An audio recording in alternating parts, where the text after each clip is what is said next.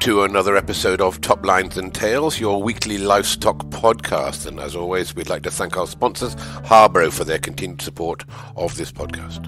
This week we focus on Angus cattle, and from Southern Ireland, and not only a great cattle breeder from Cork, but a quality stockman, extremely knowledgeable fella, and a recent president of the Irish Angus Association, Eustace Burke. Eustace, welcome to Top Lines and Tails. Morning, Andy. And Eustace, and you run the Clonthead herd of Angus cattle down there in Cork, in Southern Ireland, but tell us a little bit more about how you got there and how you got started with Angus cattle. Well, sure. I can't just take claim for it. I suppose it's a family setup.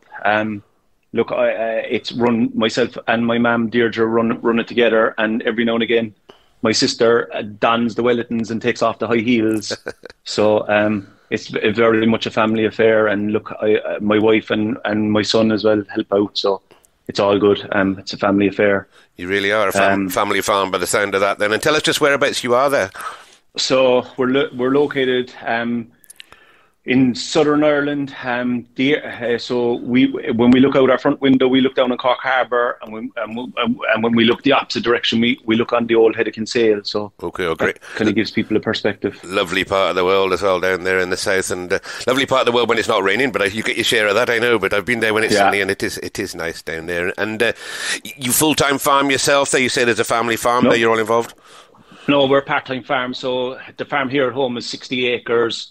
I suppose it was a bought farm, so everyone works full-time outside of the farm, so it's very much a part-time event. My wife works in recruitment. My mum was a nurse until she retired, and I work full-time in the AI industry. I'm an area manager with an AI company, so the farm is very much a part-time disease. We'll go on to your AI job in a minute, because it's always interesting to hear how the AI business is going in different parts of the world. And just take us a little, how did you get to the farm originally? So I suppose the farming bug came from my dad. Look, he was one of the family that didn't inherit a farm. He would have grown up in his uncle's because his dad died when he was young. So he'd have grown up in his uncle's and probably got the disease there from Ricky Burke. I think anyone who bred a horse or a cow in Ireland would know Ricky. Okay. He was a real established judge. And Dad's father, my grandfather, Dad's dad, would have been a very esteemed stockman as well. Mm-hmm. I suppose he would have managed Castlegar Estate in Galway, would have been his claim to fame before he got ill. Okay. But Dad would have bought our farm in 1983. Okay. I think he'd been trying to soften Mam for a number of years before he came home from sea that he wanted to buy a farm. And when my mum went to hospital to have my sister, Dad saw it as the perfect opportunity and bought our farm. So she came home to a big surprise, yeah. And originally with the farm, well, you wouldn't live on the farm to start with. I don't. No, think. So Dad would have bought the farm in 1983. It would have been added in 1985, I think. Look, at the farm was rags to ruins. There'd been a family dispute for maybe 5 or 8 years prior to buying it, so there was 80% of the farm reclaimed. Right. Dad promised Mam that it would be a short-term project, maybe a maximum of 10 years. Mm-hmm. It's 2023 now, or nearly 2023, and we're not quite finished it yet, but we're 90% of the way there. Oh, well. We would have moved here in 1990 then. Mum and Dad would have built a house here, and that would have become family home then. And the original farm, you'd run store cattle there, beef originally. You didn't get into the pedigree straight away, I don't think. So no, we would have gone dairy calf to beef originally. Then we would have dabbled in sucklers, and then I suppose bull beef. And then look, I suppose foot and mouth was a curse to a lot of people, but it was probably a blessing to us, because I think before Ireland went into lockdown, the night before it went into lockdown, we would have shipped everything from here, with exception of 3 bullocks. Right. So and then when we bought back in, Mam nearly had to lock the gates, because myself and Dad bought cattle left, right and centre, and I don't think the place was ever as heavily stocked. And then when those cattle were factoried, it allowed us to get into the pedigree, the pedigree game. That's kind of what financed it. Okay. And where did you start your first few pedigree cattle from? There would have been a famous sale in Fermoy. Now the mart has gone since. It was the old mart in Fermoy, and it was an open sale to both societies, and we would have bought our first 2 heifers, Mary Smith, Carmi herd. there was 3 heifers there, and they were just outstanding. Myself and Dad fell in love with them. They came to the ring in the wrong order, so we only got 2 out of the 3 of them, and I think we paid £1,600 and £1,800, and at the last count, I think those 2 animals went on for 36 breed champions and maybe 16 or 18 interbreeds, so they really served us well. Doesn't sound cheap at that price going back then, but certainly they were cheap by the sound of it. Oh, they were cheap, yeah. They were. Look, you give your left arm for cows like them now. And I suppose we were lucky then. We bumped into a little woman. At a stretch, she'd be 5 foot tall, called Madeleine O'Regan, and oh God, she was some woman to go. And she was reducing her herd, and I suppose we would have bought the majority of what she had, and I think we bought 9 out of there, but we had to buy a Hereford with the 8 Anguses. That was the agreement, so that's how we dabbled in Herefords for a while. Okay. And they very much became the backbone of our herd. And then I suppose the remainder would have been bought from the 4 corners of Ireland. And I suppose the peak of our year would have been the October sales in Carrick would have been a big thing that time. And there would have been, maybe 100, 110 heifers there. And myself and Dad would go there, and we'd narrow it down to 10 animals. And sure, Andy, we might be able to afford 4. 6 were pipe dreams. And Dad always had a strict thing of, he never wanted to spend, his budget was £2,000. And that was the budget. And look, he was gifted at picking rough diamonds.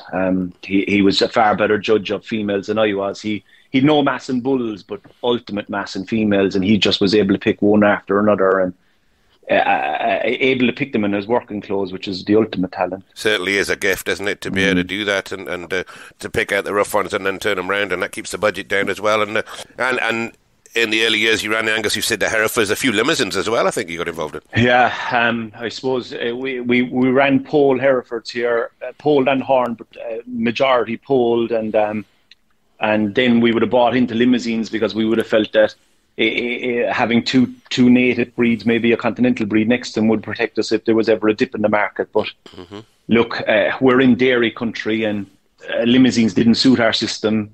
So I suppose, look, when Dad died in 2013, the Herefords were the first to go because they were his thing.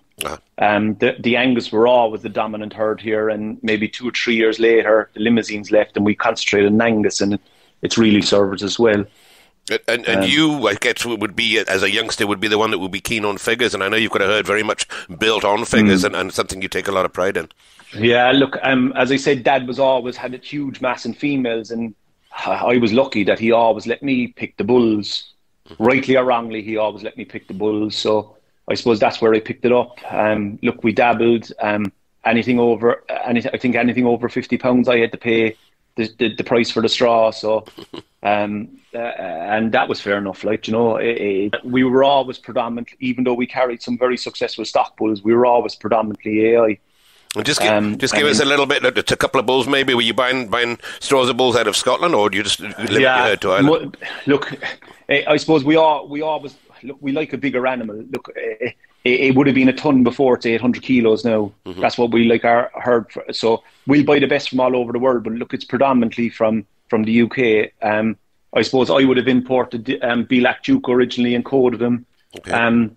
We would have seen him as a calf, a weanling, and a mature bull in Black Beauty Bonanza.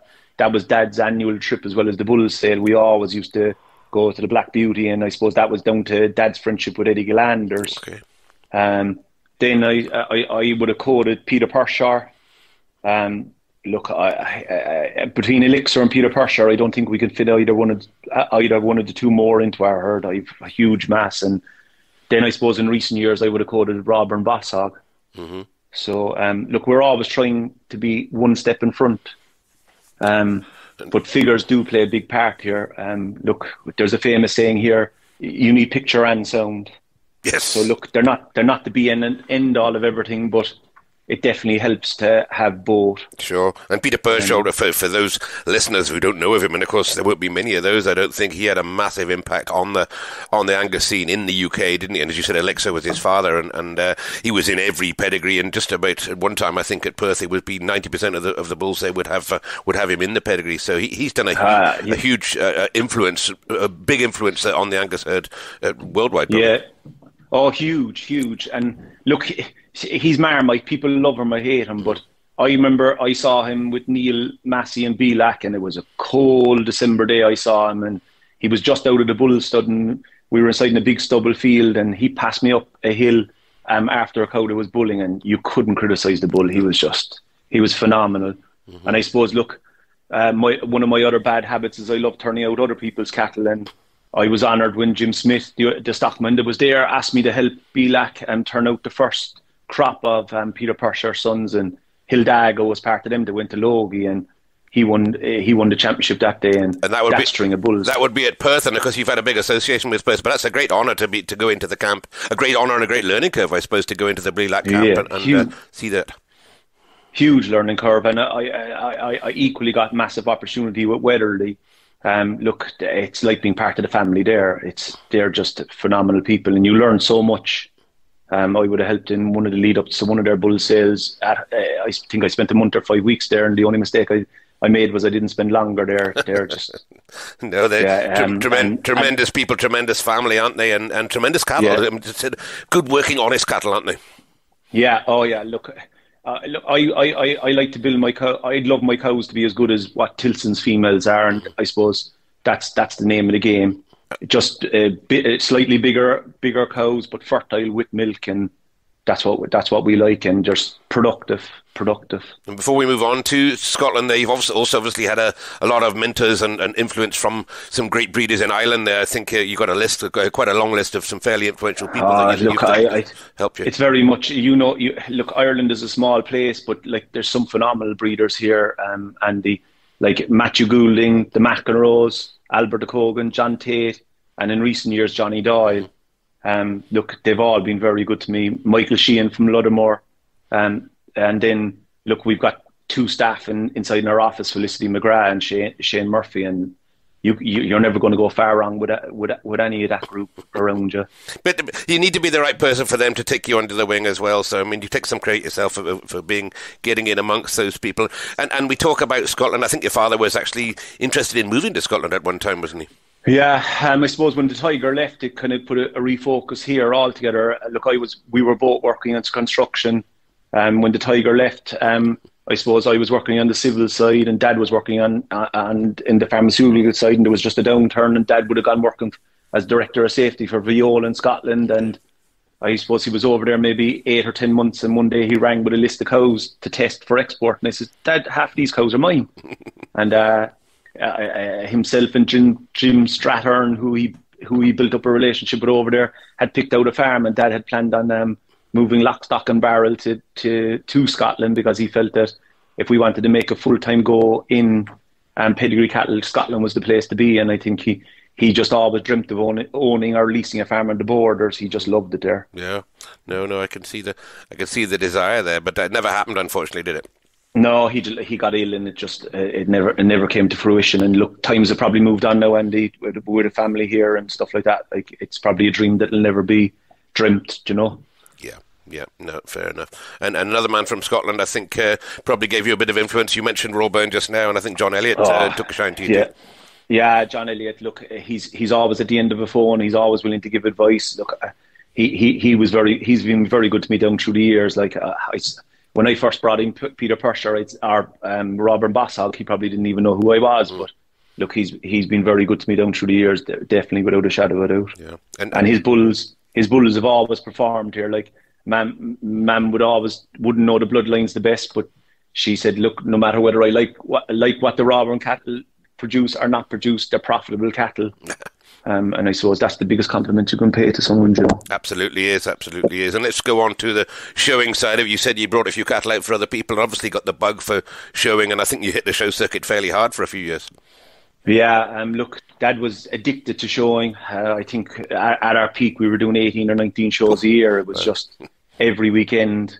And like one of those rough diamonds he picked out was Gisanna Western Babe. I remember being at that October sale and we picked out 10 animals and he set me down to look at a heifer.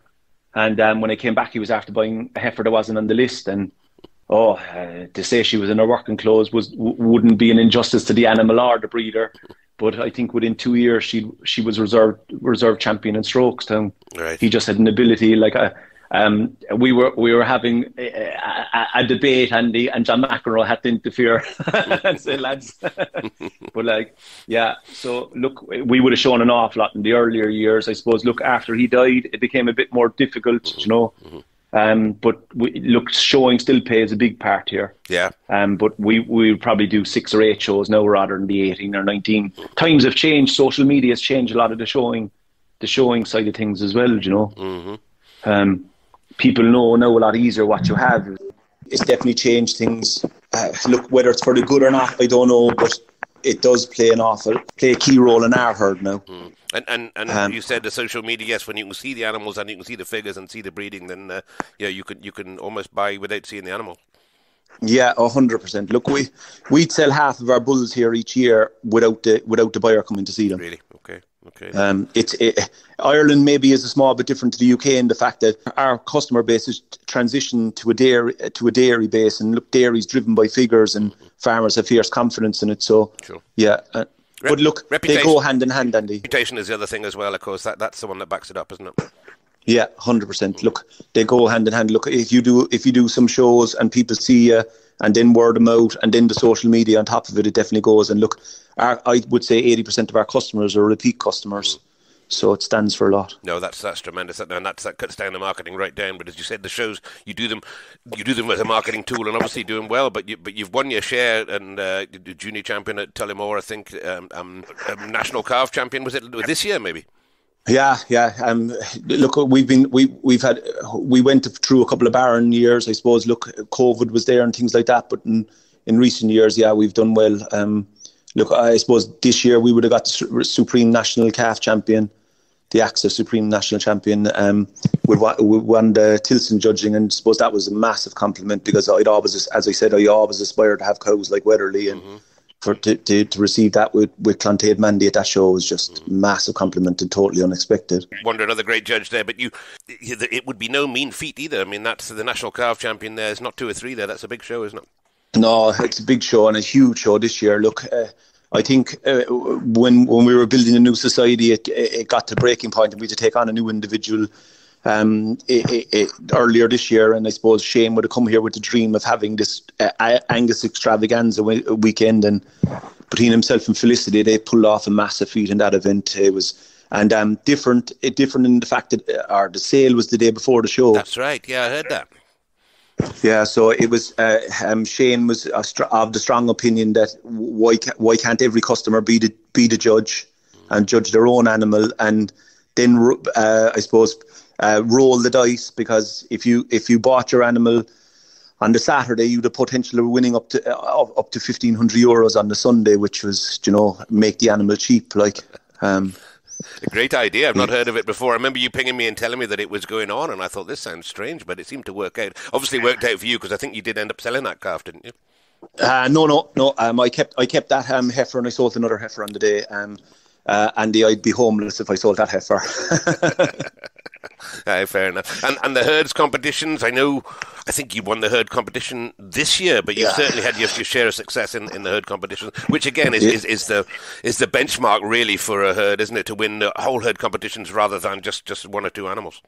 Yeah, I suppose. Look, I've often heard Albert talking about the herds competition in the UK and Northern Ireland. The dad would have followed it an awful lot, and I suppose between the two of them, they would have got the Munster herds competition going, and it would have spread across the Republic then. And with COVID, the shows were stopped, and I suppose as the bans lifted and were reintroduced, I suppose as a society we decided that they rather than having a calf show or something where we'd have a big crowd, we decided to have an All Ireland herds competition. So each of the clubs had their section events, and then a small, a medium, and a large section would have been the All Ireland. And look, I suppose we would have sponsored one of the cups, and the cup that we sponsor would have been put into the medium All Ireland section, and that was last year, and look, we had the honour of winning it the first year I was there, and we won it again this year, which was a huge shock and a massive compliment, you know. Congratulations on that. It's a big feat, and it just shows where you are in and amongst the great cattle that come out of Ireland. And you mentioned turning out a few cattle for other people, something that you've done over the years, and you still get involved in giving other people a hand and maybe teaching youngsters? Not as much as we used to, but yeah, it's an addiction. And look, I think turning out other people's cattle, there's a lot more. There can be a lot more pleasure in it because there's a lot less pressure. Look, as I said, I would have helped Weatherly and Belach in the UK. In recent years in the UK, I would have helped Drumhill, Johnny and Lisa Doyle's herd. I suppose, look, the pinnacle of that would have been Hatfield and Hampton. And then I suppose, look, the other two herds I would have helped in are, look, I have very close friends in Veronica and Ray Hunt, and with they've got a different disease than I do. I'd argue that it's a worse disease because it's Paul Hereford's, but look, they've had huge success. Look, we would have been top price at the Designer Jeans in the UK, first Irish Animals exhibit over there, the 8,500, and then I suppose we would have broken the national record here with another heifer. So yeah, look, it's nice. Look, Andy, you know yourself, there's no pressure when you're doing up somebody else's animals, you know, you don't. And then look, the other person I would have helped a lot was Matthew Goulding down through the years with his Goulding herd. I think everyone knows his Angus and his Pole herd, and look, he's the master at reading a market. A credit to yourself that you are asked to do these jobs. That's the thing. It shows your level of skill. Look, I've been lucky. I've been mentored by a good couple of people down through the years. I suppose, look, the big lesson I would have learned would one year. I'm not sure whether you've been at the National Ploughing, but anyone who has, it's always a bit of an eye opener. We normally get about 100,000 people through a day, and it's a bit of a fanfare. But I remember clipping a heifer at the Ploughing, maybe 15 or 16 years ago, and I would, at that time there would have been no youth development for Angus, so you would have come from the continental side with the limousines or things like that. And I remember I was trimming up this Angus heifer out the back of the tent and thinking I was the bee's knees, and next thing I tied it up her ears. Well, John McEnroe gave me a dressing down that I don't think I'll forget, and I haven't clipped an Angus's ears since anyway, Andy. I did a cattle dressing demonstration down at the Ploughing match in Cork, actually, in the middle 90s, I think, with Charolais. I seem to remember it rained at that show so much. I think I'd never seen so much mud in my entire life. But and when it was held back there again, Andy, it flooded again. So yeah. It's just unfortunate. Let's move on. Oh, just carrying on with yourself. You had an on-farm sale this year, I think, in Martay. Would that be right? Yeah. So look, when COVID came, look, we would have sold a lot of our stock from home. Maybe for the 4 or 5 years previous, we didn't go to a sale. Just through sheer demand. We didn't need to, and I suppose COVID came in and there was a lot of uncertainty. People were afraid to travel and stuff like that. So we just decided to dip our toe. I suppose we spoke to John Murphy, who would have been an auctioneer. We would have had a huge mass in, and the Cork Marts were debating whether they would go with it or not. And I suppose then between Jamie in Martay and John Murphy in Cork Marts, we would have held the first online bull sale that Cork Marts ever did. Okay. So yeah, look, it definitely succeeded for the 2 years we did it. Now, unfortunately, we probably won't be able to do it this year because we just don't have enough bulls. Make or break is in and around 15 to 20, Andy, and we normally get maybe 75% bulls, and this year we just have a glut of females, which is no bad complaint, but we just couldn't justify it, so it'll probably be back to the sales this year. Yeah. But yeah, it's a huge success, but it takes a bit of learning. When you're having a sale and you're doing grooming all these bulls, and you might have 5 people in the yard, but you've 1,000 people tuned in or 500 people tuned in, like, you know. You're very much airing your laundry in public that day, you know. Yeah, true. But it goes back to what we were saying earlier on, had the change in the way that the markets work now. And if you look at this in the USA, I mean, it's all online sales now. I mean, they will get some people in, but there'll be guys there with online sales selling 200-300 on a day, and people buying them with confidence. So the job is moving that way.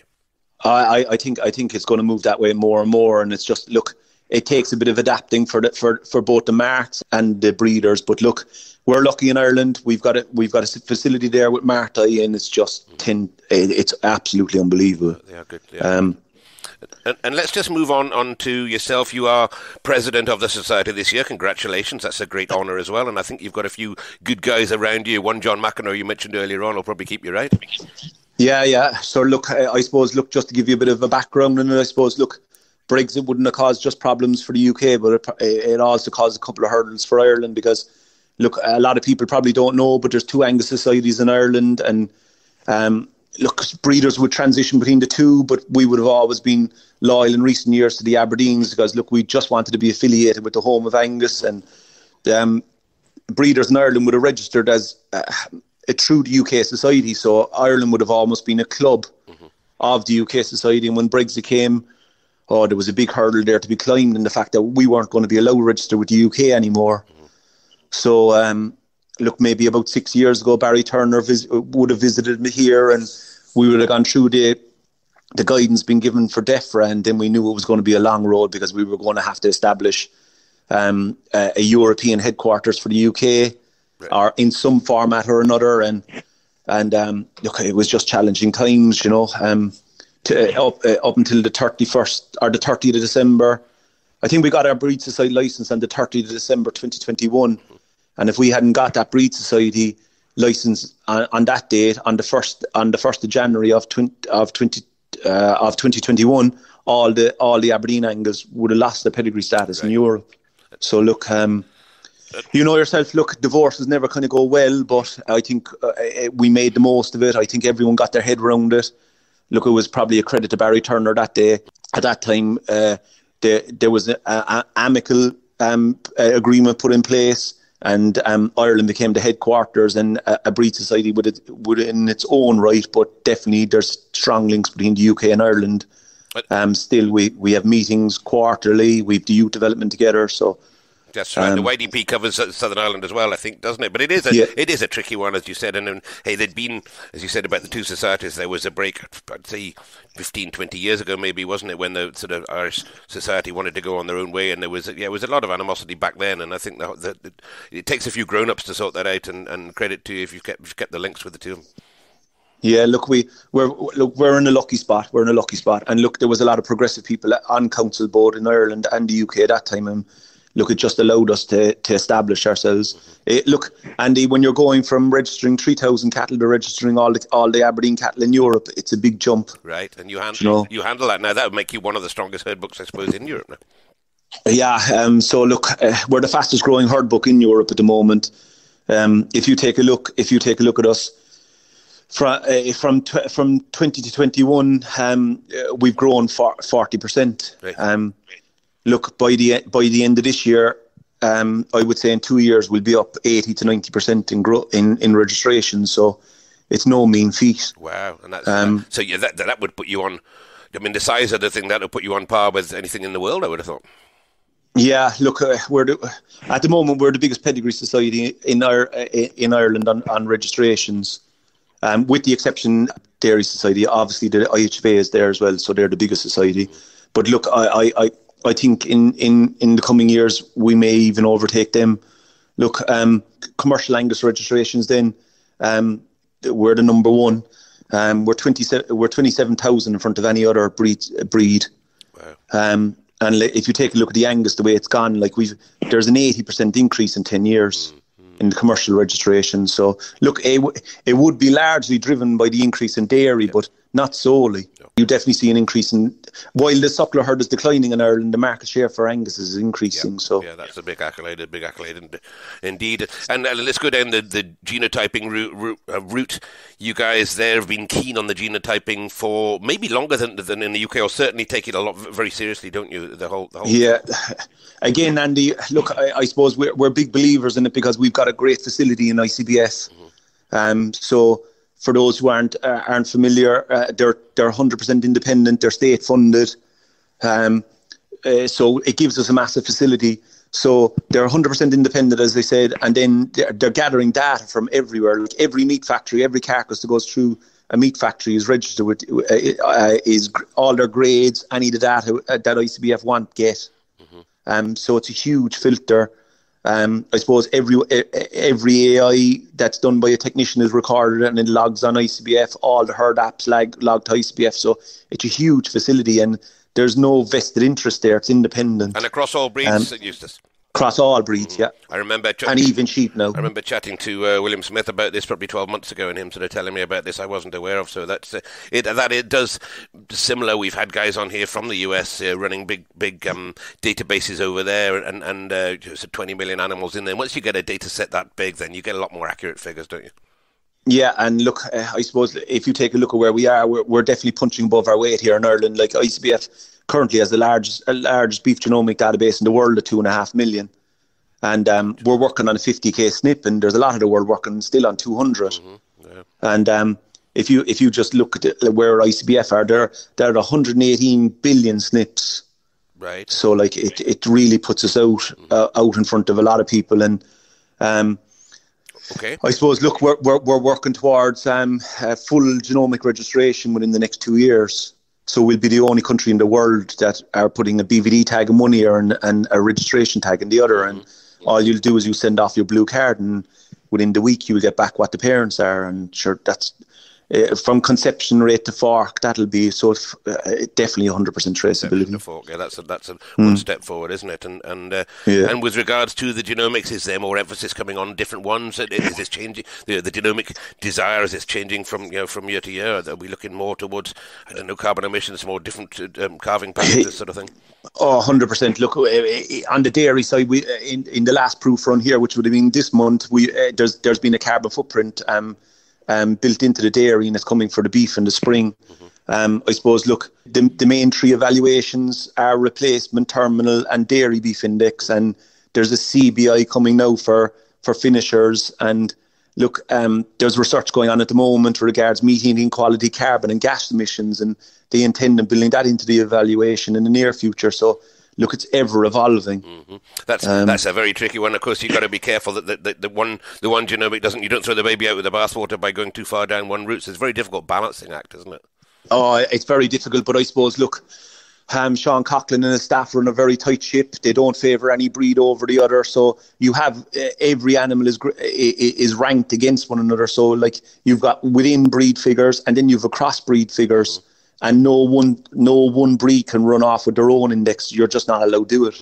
And you're bringing, you say you're across Europe there. You bringing different breeds in across Europe, because that would be an interesting test when you start looking at the Shirleys and the Limousin in France versus yourselves and other places. So ICBF will be part of Interbull, so there'll be data coming from all over the world, not just Europe. Okay. And I suppose, look, with us registering all the Aberdeen Angus in Europe now, we're offering this genomic testing to all breeders in Europe, and I suppose that'll bring its own data set too. Yeah. Like I think we've got our breeding program.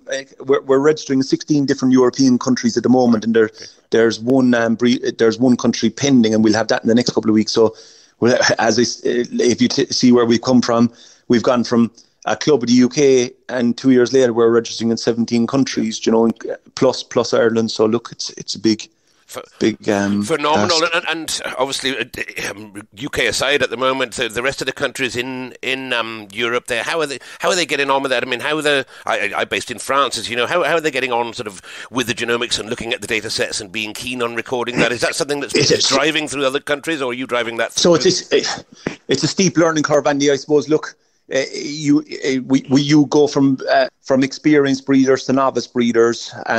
But we have an app developed now, and look, I suppose the European app is the MV of the Irish breeders at this stage. There's an app on the phone. They type in the necessary information, and you send off your your DNA sample, and there's a genomic evaluation done in it, and whether it's a hair sample or a tissue sample, depending. And you get back your evaluation. And look, I suppose our breed society would have been built around genomic testing for a good period of time now. We've been genomic testing all males since 2018, and we would have been myostatin testing since 2020. Right. So. And with regards to sales back into the UK and sort of back across that Brexit corridor, is that happening? I know it's been slow, but are there people now coming out, and the people taking heed of the figures that you have? I think it'll work both ways, in the fact that there'll always be intertrading between the UK and Ireland because we're always trying to make ourselves better. So look, I'd always have my eye on the UK, and I'm sure there's plenty of UK breeders have their eye on Irish cattle, and all you're trying to do is make yourself one step better than the next, you know. Sure. And look, we are very much intertwined. And look, if we're missing a bloodline here, it's in the UK. If the UK are missing something, it's here, you know, that sort of way. So. Yeah, and obviously interwoven as well, as you said, with Pershore and stuff like both. It's complex, Andy. The level of paperwork now doesn't make things any easier. But look, where there's a will, there's a way. You'll have some fairly handy, hefty computer equipment dealing with all that stuff as well at the ICBF, and obviously being with Brexit coming on. I mean, Ireland always had a good export market into Europe anyway, but that would have played into your hands a little. The likes of Leo McEnroe be shipping. Remember being at Leo's 5 or 10 years ago, and him just shipping Arctic loads of cattle into Europe, constantly, and that'll play into all your hands, I guess. Yeah, look, we don't want to block anyone from exporting into Europe, but yeah, look, Brexit hasn't made it easy for UK breeders. But look, as I said, where there's a will, there's a way. And look, we've got some very established exporters here, going like Leo McEnroe is always a known name. John Hallisey is doing very well. Michael Maxwell has shipped a lot of cattle in recent years. I suppose. As recently as September, I had a bull go to Italy just solely off of figures. He's a huge index in the top 1%, and he was bought off a picture and figures. You know, it's certainly given you an advantage, hasn't it? As you said, the fact that you've got your figures there now as well, and these guys can't get the cattle out of the UK, or it's very, very difficult to get even embryos out of the UK into Europe at the moment. I think without going through yourself through Southern Ireland, which is a bone of contention. But it does give you the advantage now that you not only got that market open, but you've got that market open and figures to back it up. It puts you on a front foot, doesn't it? I think the way things are going, and the world over is beginning to get their head around genomics. Look, it's not the be and end all of everything. I definitely don't think it is, but I definitely think it's a tool that we can use. You know, look, EBVs have their advantage as well, but I just think it's a transition to genomics now. And but look, I would say that maybe all these figures were maybe losing the stockman's skill, but look, that's for another day's argument. But look, I still think you need picture and sound, but definitely maybe genomics creates maybe a different type of farmer. Yes, absolutely right. And as you said, we can take a following from the United States who've been doing this probably longer than you guys. So you'll have a bit of a springboard there to be able to learn from those guys over there as well as you go. And look, I suppose the other big thing with genomics is it's really brought it to us this year. We are currently licensing Angus Beef Ireland, our producer group, and this year they came to us and they said to us, look, we can't give. They're very good sponsors of ours, and they were giving bonuses on the top price bulls or the champions with previous years. And they said, look, the thing has to move on. We need to bonus the bulls at the sales that are the highest index bulls, because when you're going for a tender at a supermarket, they don't want to see the picture of the best animal at the show. They want to see the best figures, because that's what the consumer is demanding now. They want this more efficient animal with less emissions. And look, it's a transition, and definitely it takes a lot of getting your head around. But ultimately, the market dictates. So yeah, and we're talking about live exports here, but obviously there'll be you guys will have a huge beef market export as well out of Ireland going into Europe, going back into the UK as well, I guess. Yeah, look, every year there's huge exports. Look, particularly dairy bull calves. Look, there's massive exports, but how long it's going to last for, Andy, I don't know. I just think maybe we're entering the last phase of that. I don't think live export is going to be maybe accepted for much longer. And look, that'll take a bit of adjusting to do, like, sure. You know. But let's say with regards to beef exports, I mean, Ireland will have a growing beef export business throughout Europe. Oh, huge. You were the Winter Fair last week, the dairy show in the UK. That was won by an animal bought in Ireland from Robert Hellens. Okay. So yeah, look, we try, as I say, we try and pack punch above ourselves. So look, I think we've we've some very good breeders here, and look, I think where you've good cattle, you'll always have appetite for export. Sure, you know. Sure. And well, that's brilliant to hear, and it's highly interesting, as I said, that the Brexit thing has turned the thing on its head a little bit, and obviously given you guys have jumped on that advantage, and quite rightly so. But going back to the Angus, which is your love and your presidency as well, Angus are still growing as a percentage of calves born now. Yeah. Look, they've jumped massively, as I said earlier. There's an 80%, a 79% increase in 10 years, which is just huge. Like we've overtaken the limousines and the Charolais, you know, maybe a couple of years in front of where the UK is. I know the UK has jumped to number one now as well, but we're just that small bit in front. I suppose our dairy herd is a spring calving dairy herd predominantly, Andy, and it's compact calving, so the emphasis is on easy calving, short gestation. So when you're not calving all year round, and you've got that 6 to 10 week window to calf cows, and it very much brings it back to, you know, what's important, and definitely that easy calving, short gestation, and then having a product that you can sell. And the Angus is very much a product in demand now. And a topical subject on this podcast lately has been the beef from dairy, which seems to be growing, get a demand from our supermarkets in the UK now, where they're taking a lot more dairy based beef, and that market seems to be growing, and that'll be the same. Probably will have started with you, I guess. Oh yeah, it would be huge here. Look, it's massive here, but look, I think people see it as opposition, but it's very much not opposition, you know. I think one complement the other. Beef from beef and dairy from beef, they both complement one another, you know. Look, I just see it here with the era sex semen as well. It's probably going to bring new challenges, but sure. Look, I don't think there are any challenges we can't overcome, you know. Sure. And with your other hat on, then you mentioned at the top of the show there that you kept a job as well as an area manager for a semen company. Do you want to just take us down that line a little bit? Yeah, so I suppose, look, I would have, as I said, I would have originally started off and in the construction background. I would have transitioned into it was either immigrate or change coats, Andy. So I would have changed coats into the AI industry, and I would have transitioned into the AI company about 14 years ago. Right. And into the AI industry about 14 years ago, and look, it's gone from strength to strength, I suppose. Look, I'm just in transition now between companies, and look, I'm looking forward to the future, you know. Right. Good. Good. And you're saying Angus. I mean, obviously you're shipping a lot of Angus semen into the dairy industry. There's a few other bulls, certainly in the UK.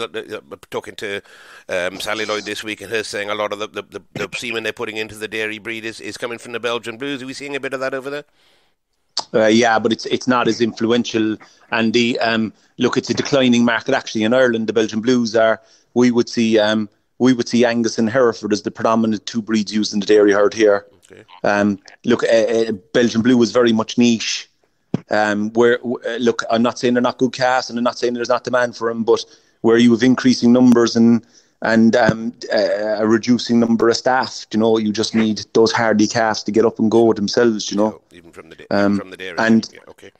If you take a look at the advantage the two producer groups give you, and the bonuses being paid out, like you're talking €165 a carcass, you know. It's a fierce advantage to have. Sure. And are we seeing improvements of just because you're so far advanced with the genomics, I suppose, and the cross chats that I have with across the Atlantic there, are you seeing a little bit of hybrid cattle come in and stabilizers, that sort of thing? Is that market moving at all, or Angus staying as no, we wouldn't see. Look, the stabilizer market is very, very small. We would have seen increases in the Aubracs, but it's still very, very modest. Like, you know, the predominant breeds would still be Angus, Hereford, Charolais, Limousin, and Simmentals here. They'd be the 5 dominant breeds. And still keeping their identity, I suppose, is what I'm saying there, Eustace, because obviously I'm sure you've been in the USA or Canada, and you see now that the animals are hybrids and the Simmentals are all black because of these things. And there's a lot of guys using hybrid bulls because they've got the genomic advantage of using 2 or 3 animals there to make that composite. And that's not really getting into your area yet. On the suckler side, you would see crossbreeding, but it would be very much a pedigree animal, whether it's an AI straw or a bull onto a commercial cow. And look, there'd be. Look, I would say that the best suckler cow out there that I've seen that's the most adaptable is that Limousin Simmental Cross, or even a bit of Solaire put in there. But no, the hybrid bull market just isn't a thing here. You'd see it more on the dairy side than on the beef side. I just interesting. Yes, probably more on the dairy side. You're right, because they are buying on figures, and also the same in the UK. The hybrid market isn't here, but the Americans will tell you there is a need for a pedigree to make the hybrids, but just about everything's going down that hybrid route. It was interesting to see whether Europe were picking up on that American ethos, if you like, and it doesn't sound like they are. I wonder. I'd be interested to see do the figures match up. I just think if you take the dairy for example, look, we would have seen a big influence of Jersey here, and you get that hybrid vigor in the first cross, but the more and more times you cross, you lose the hybrid vigor. It reduces, obviously, but. So I just wonder, do you get as much benefit as some are speculating?